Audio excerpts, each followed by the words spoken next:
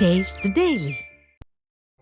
விழுப்புரம் மாவட்டம் பள்ளியம்பட்டு ஊராட்சிக்கு உட்பட்ட ஆலியா பள்ளிவாசல் தெருவில் மழைநீருடன் கழிவுநீர் தேங்கி நின்றதால் பொதுமக்கள் அவதியடைந்தனர். தேங்கி கிடக்கும் கழிவுநீரால் துர்நாற்றம் வீசுவதால் நோய் தொற்று பரவும் சூழல் ஏற்பட்டுள்ளது. இதுகுறித்து பலமுறை புகார் அளித்தும் விடிய அரசின் அதிகாரிகள் கண்டுகொள்ளவில்லை எனவும், அதனால் குழந்தைகள் முதல் முதியோர்கள் வரை பாதிக்கப்படுவதாகவும் அப்பகுதி மக்கள் வேதனை தெரிவிக்கின்றனர். ஆனால் ஒரு நாள் மழை பெஞ்சாலும் இந்த தெருவில் வந்து தண்ணி நிற்கிது. தலைவர்கிட்ட சொல்லி பார்த்துறோம். தலைவரும் எல்லாரும் வந்து பார்க்குறாங்க, தவிர எந்த ஸ்டெப்பும் எடுக்க மாட்டேன்றாங்க. வந்து ஒரு நாள் பார்த்து வண்டி வருது, வீடு ஆஃபீஸ்லேருந்து வண்டி வருது, வந்து எல்லாத்தையும் செக் பண்ணி ஃபோட்டோ எடுக்கிறாங்க, எல்லாம் பண்ணுறாங்க. ஆனால் அதுக்கப்புறமேட்டு திரும்பி பார்க்குறதும் கிடையாது, எதுவும் கிடையாது. தண்ணி குளம் போல் நிற்கிது. அது சாக்கடை தண்ணி வேறு வந்து சாயுது. நான் காலு வேறு ஊனம், எனக்கு நடக்க முடியல. ரொம்ப சிரமப்படுறேன். ஜுரம் வருது, டெங்கு காய்ச்சல் வருது, எல்லாமே வருது. அந்த தண்ணியில் ஒரே நாத்தமாகுது. அந்த தண்ணியில் புழுகுது சார். தலைவர்கிட்ட கூட சொல்லி பார்த்துட்டோம். உள்ள அவர் எடுக்கிற ஸ்டெப் எடுக்கோ இல்லை சார். சென்னை சூளைமேடு அருகே இறைச்சி கடைக்காக கட்டி வைக்கப்பட்டிருந்த ஆடுகளை திருடிய 3 பேர் பிடிபட்டனர். காந்தி சாலையில் இறைச்சி கடை நடத்தி வரும் லத்தீப் என்பவர் காலி இடத்தில் கட்டி வைத்து பராமரித்த ஆடுகளை 3 பேர் சேர்ந்து திருடிச் சென்றபோது இருசக்கர வாகனத்துடன் பிடிபட்டனர். ஸ்டாலினின் திமுக ஆட்சி பதவியேற்றதிலிருந்து முற்றிலும் செயலிழந்து போன காவல்துறையினரால் திருட்டு சம்பவங்கள் அதிகரித்துள்ளதாக மக்கள் குற்றம் சாட்டினர்.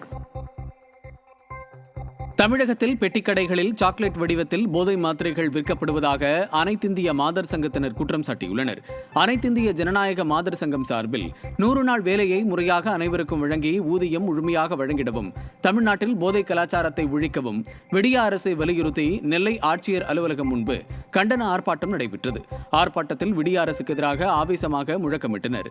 தொடர்ந்து பேசிய நிர்வாகிகள் தமிழகத்தில் பெருகி வரும் போதை கலாச்சாரத்தால் பெண்களுக்கு எதிரான கொடுமைகள் அதிகரித்துள்ளதாக சாடினர்.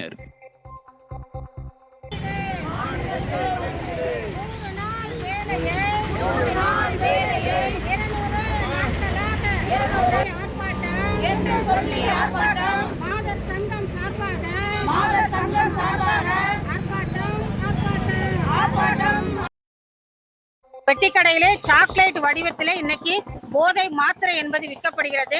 படிக்கிற மாணவர்கள் அதை வாங்கி சாப்பிட்டு விட்டு பள்ளிக்கு செல்லக்கூடிய நிலைமை என்பது இருக்கிறது.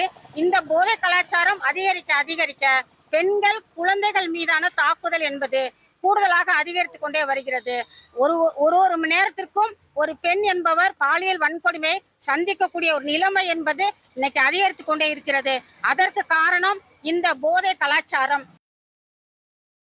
தென்காசி மாவட்டம் தலைவன்கோட்டை பகுதியில் நடைபெற்ற உங்களுடன் முதல்வர் முகாமில் மகளிர் உரிமை தொகை பெறுவதற்கு ஏராளமான மூதாட்டிகள் விண்ணப்ப படிவத்துடன் காத்திருந்த அவலம் ஏற்பட்டது. தலைவன்கோட்டை பகுதியில் உங்களுடன் முதல்வர் முகாம் நடைபெற்றது. அம்முகாமில் அதிகாரிகள் தாமதமாக வந்ததால் பொதுமக்கள் அவதியடைந்தனர். அனைத்து குடும்ப தலைவிகளுக்கும் உரிமை தொகை வழங்குவதாக உறுதியளித்து ஆட்சிக்கு வந்த ஸ்டாலின் தற்போது உரிமை தொகை பெறுவதற்கு தங்களை அலைக்கழிப்பதாக பெண்கள் வேதனை தெரிவிக்கின்றனர்.